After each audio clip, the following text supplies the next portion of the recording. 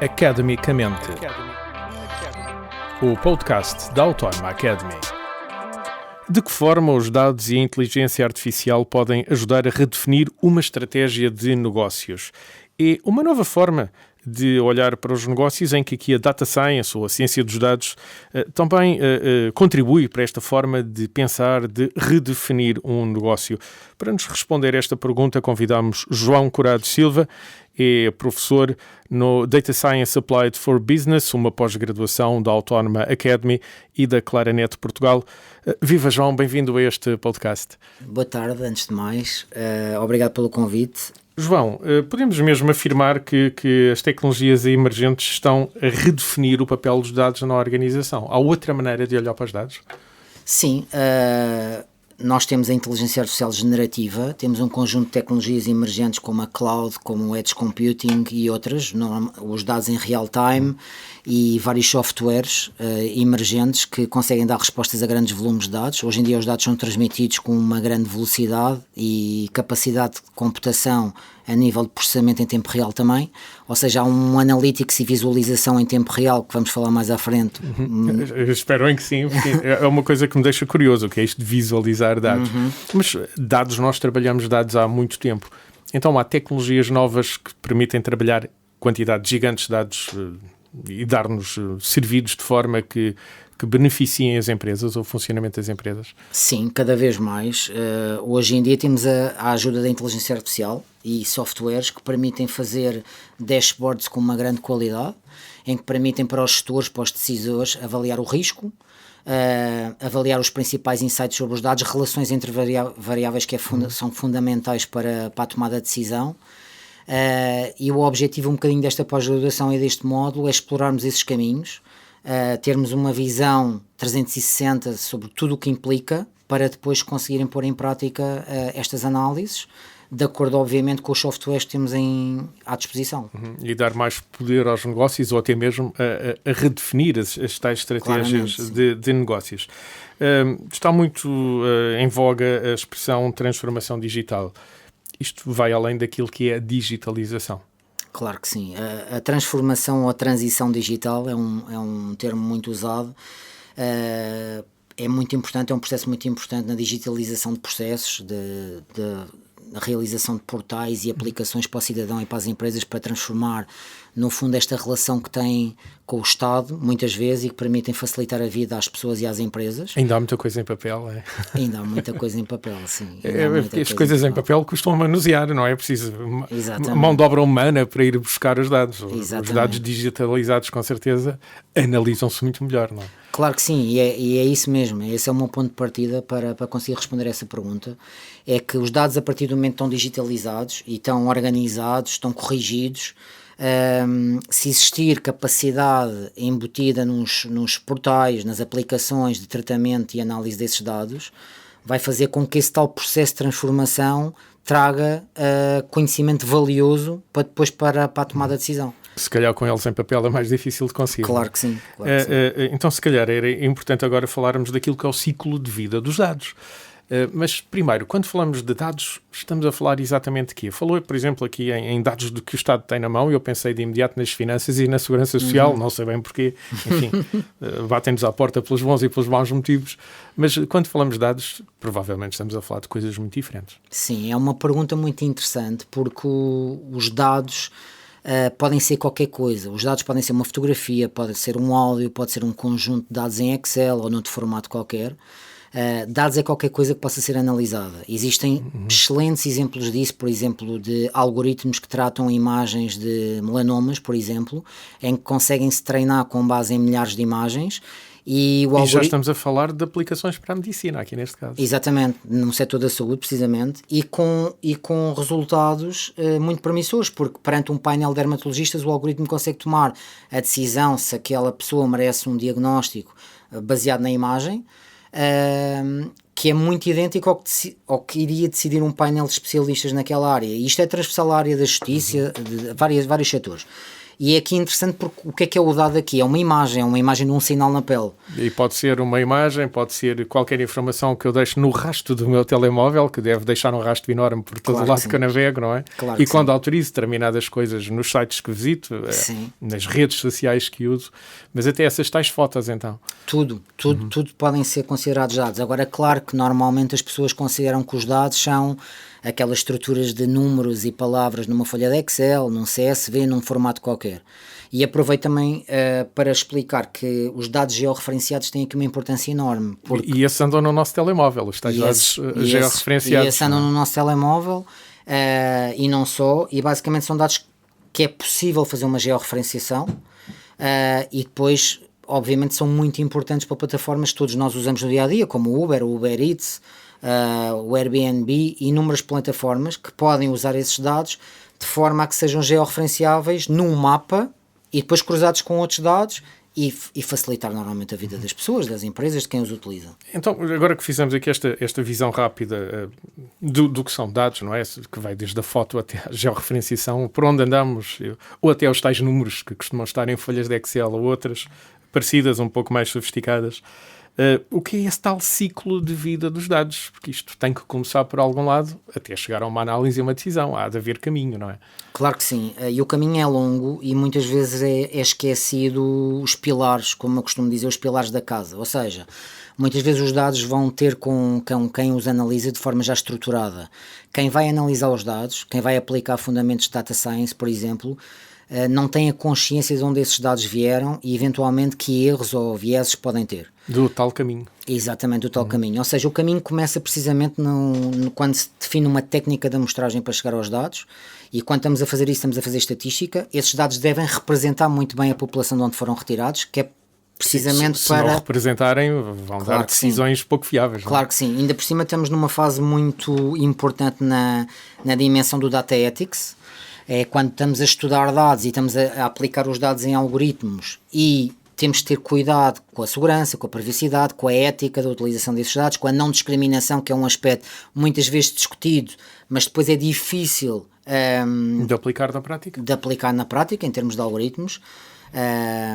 E o processo começa precisamente aí, o ciclo de vida dos dados começa na forma como vamos recolher os dados. Depois dos dados estarem num computador, obviamente que os dados têm que ser analisados numa análise exploratória e descritiva, têm que ser corrigidos erros que possam estar subjacentes aos dados. Normalmente existem sempre erros.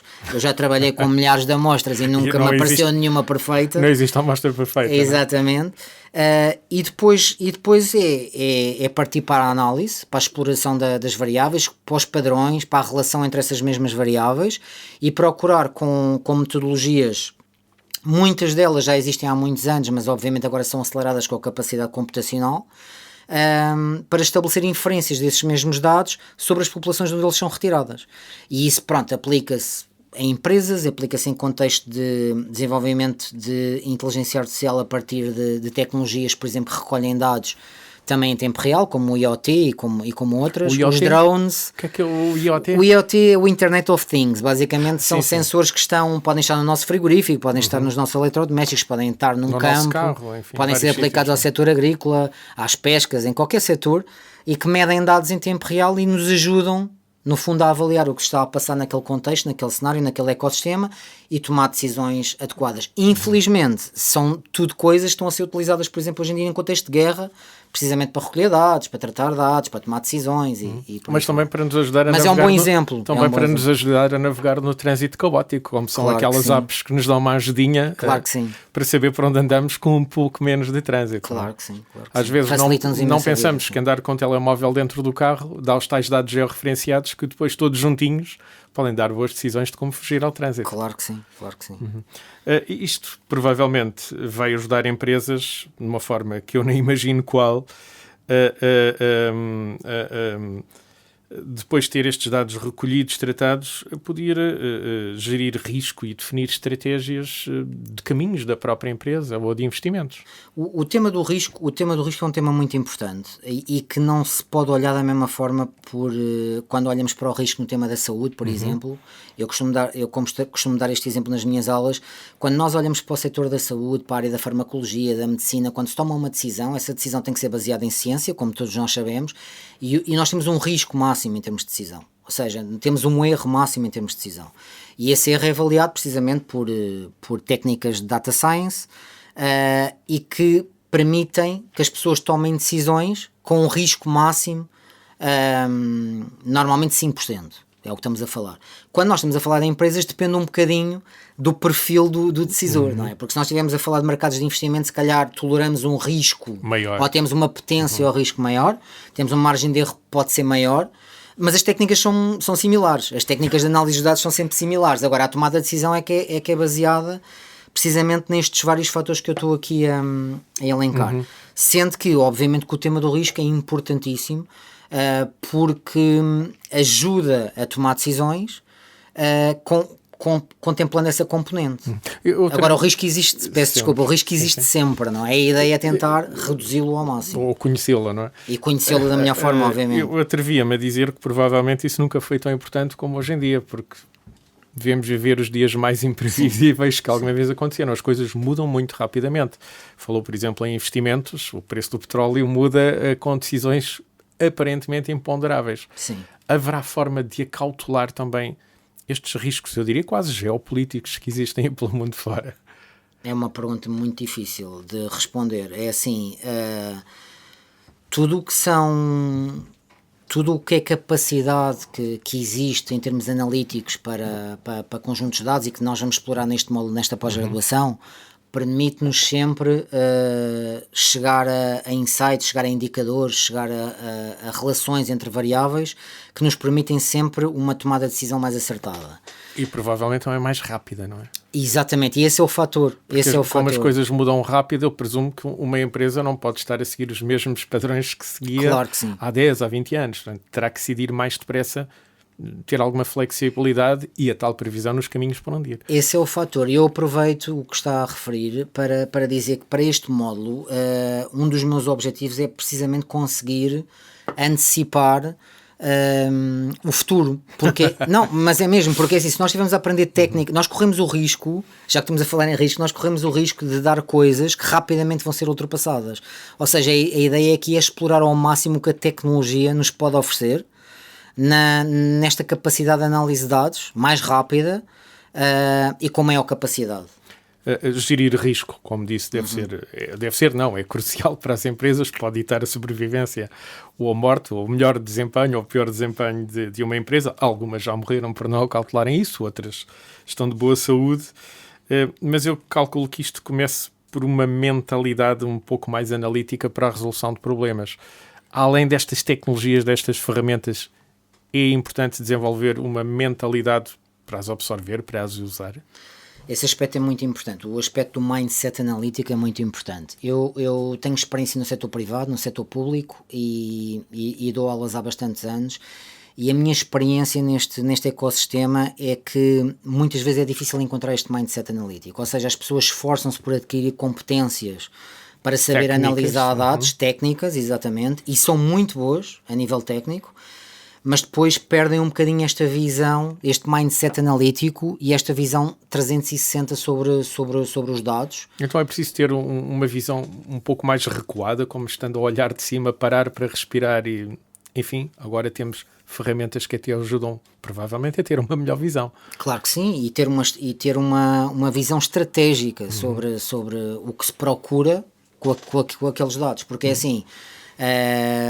as análises de dados podem ter várias dimensões subjacentes. Pode ser uma estratégia de marketing, uma tomada de decisão na compra de uma empresa ou na venda de uma empresa, num novo produto. São N os use cases que se podem dar, mas esta visão estratégica muitas vezes é difícil encontrar nas pessoas com este tipo de perfis. Por isso é que as equipas são multidisciplinares e por isso é que têm várias valências. Eu vou-me atrever a dizer que provavelmente os empresários portugueses, e não só, se calhar outros, vivem muito o curto prazo, andam muito a correr atrás daquilo que é imediato, não tanto daquilo que é estratégico.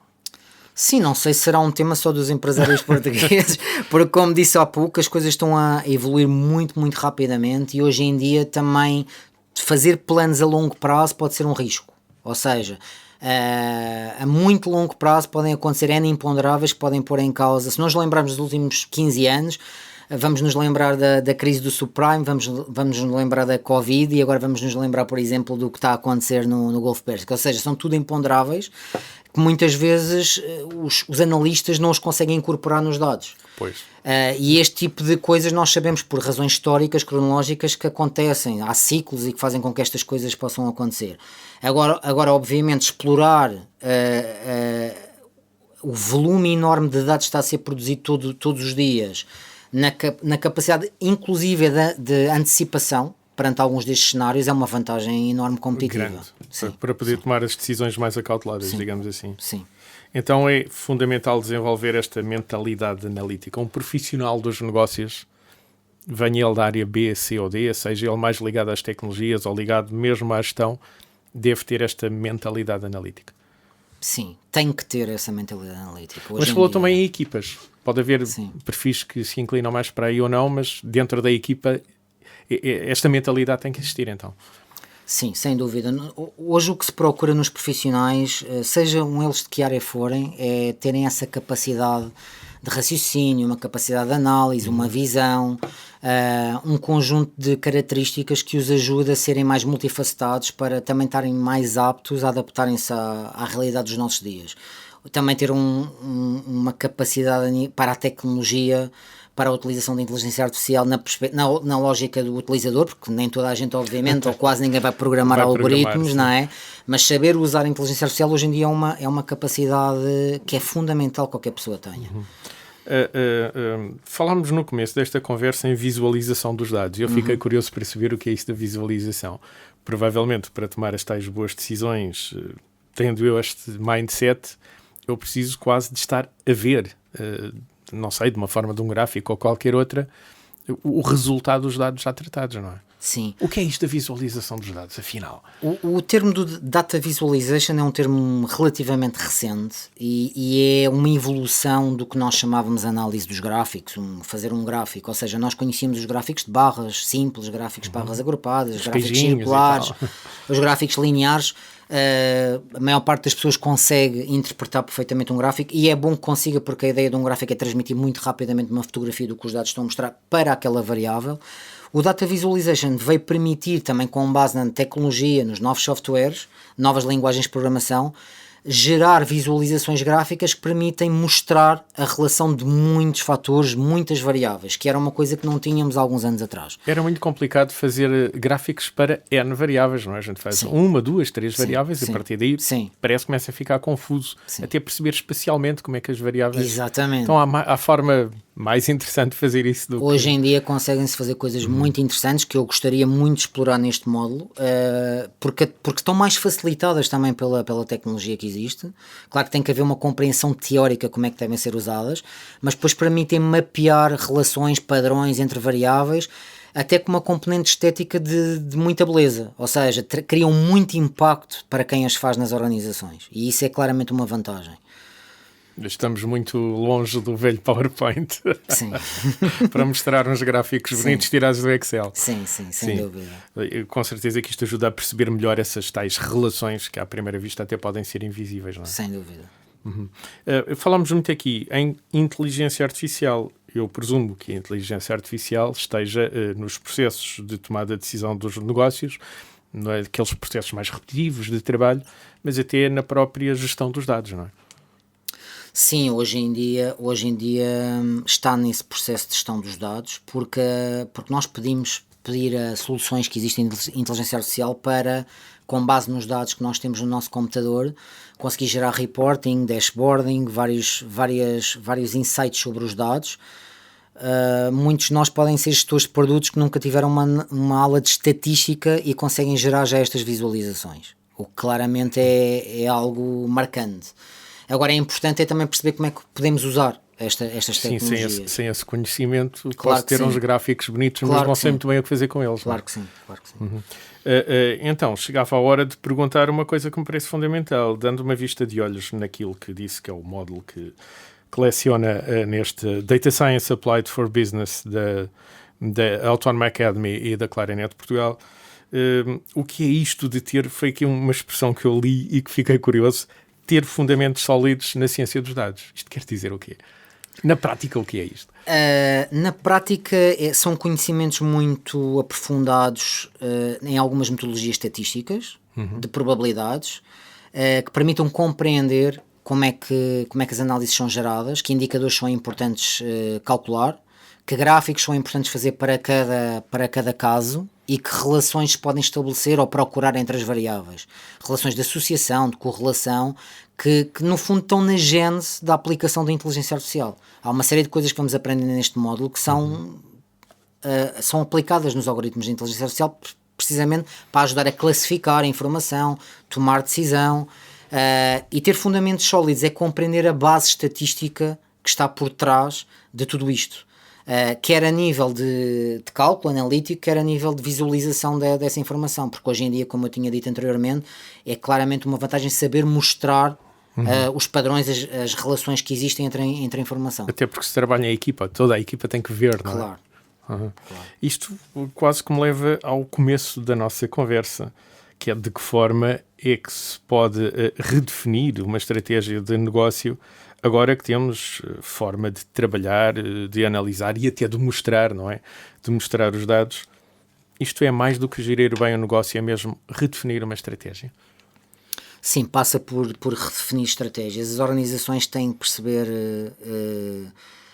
que recursos devem conseguir ter nas suas equipas que possam dar resposta a esta nova dimensão que temos todos pela frente, que é uma dimensão de dados constantemente a serem gerados em volumes muito, muito mais elevados que existiam no passado, que softwares devem adquirir, que formações devem dar, e como é que esta informação pode fluir dentro da organização.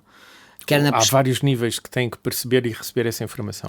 Há vários níveis. A informação tem que estar, na minha perspectiva, deve estar o mais aberta possível, e devem haver responsáveis por várias destas partes. Ou seja, há a parte de integração dos dados, há a parte de processamento dos dados, toda esta parte tecnológica tem que ser assegurada sem falhas, sem erros. A inteligência artificial, por exemplo, deve trabalhar 24 horas por 7 dias da semana, sem erros e potencialmente sem falhas, e é isso que também traz um desafio aqui ao ser humano, e as organizações devem olhar desta forma, ou seja, devem ter todos estes processos. Os processos e as pessoas são muito importantes dentro de uma organização. A governação é essencial dentro de uma organização. Quem faz o quê, que papéis e responsabilidades é que existem, e estes processos devem estar muito bem definidos dentro de uma organização, em cada um tem a sua importância em cada um destes pilares. Porque no fim vai existir um administrador, um CTO, alguém que vai ter que tomar decisões. Uma decisão. Exatamente. E é importante que o processo evolua desta forma, porque senão quem não se conseguir adaptar a esta nova realidade será muito difícil sobreviver. Provavelmente fica pelo caminho. Sim. Como aos dinossauros. Sim. João, muito obrigado pelo tempo que pôde despender a ajudar-nos a tentar responder esta pergunta, que afinal é um bocadinho mais longa, complexa, do que se calhar o nosso tempo nos permitiria. De que forma os dados e a inteligência artificial podem ajudar mesmo a redefinir uma estratégia de negócio. Muito obrigado por este momento. Obrigado também pela oportunidade, foi um prazer. Academicamente. Este programa foi gravado nos estúdios da Universidade Autónoma de Lisboa.